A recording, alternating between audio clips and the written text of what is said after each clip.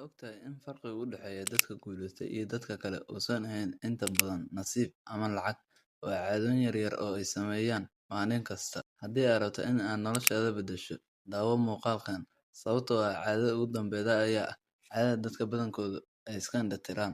Ku soo dhawow kanaalkan haddii aad jeceshahay muuqaallo ku saabsan horumarka nafta, ganacsiga, iyo guusha. Ha iloobin in aad like saarto, subscribe-na dhahdo kanaalkan, gambaleelkana furo. Caadada koowaad: qorsheynta maalintaada. Dadka guulaysta ma sugaan waxa dhaca, waxay qorsheeyaan maalintooda. Qor saddexda shaqo ee ugu muhiimsan maalintaada.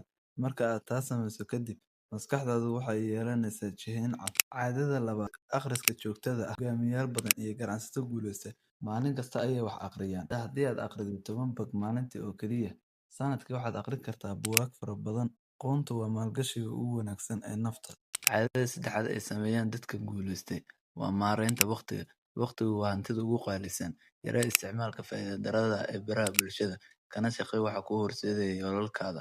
Markasta isweydii su'aashan: waxaan hadda qabanayo ma ii dhoweynayaan himiladayda? Caadada afaraad waa jimicsiga.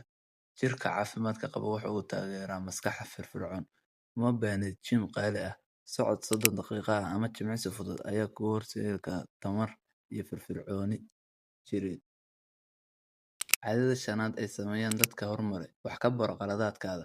Qof kasta wuu qaldamaa, laakiin dadka guulaystay ma joojiyaan socdaalkooda. Waxay falanqeeyaan qaladka, cashar ayay ka qaataan, kadibna mar kale ayay isku dayaan. Guuldarradu waa cashar, laakiin ma ahan dhammaad. Caadada lixaad ee leeyihiin dadka horumaray waa la joogga dadka ku dhiirrigeliya. Dadku waxay saameyn ku leeyihiin fikirkaada.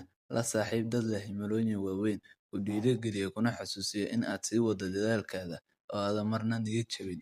Caadada toddobaad waa ficil degdeg ah. Dad badan waxa ay sugaan maalinta saxda ah, laakiin dadka guulaystay waxa ay bilaabaan maanta. Ma ahan in aad noqoto qof quman si aad u bilowdo, waa in aad bilowdaa si aad u fiicnaato.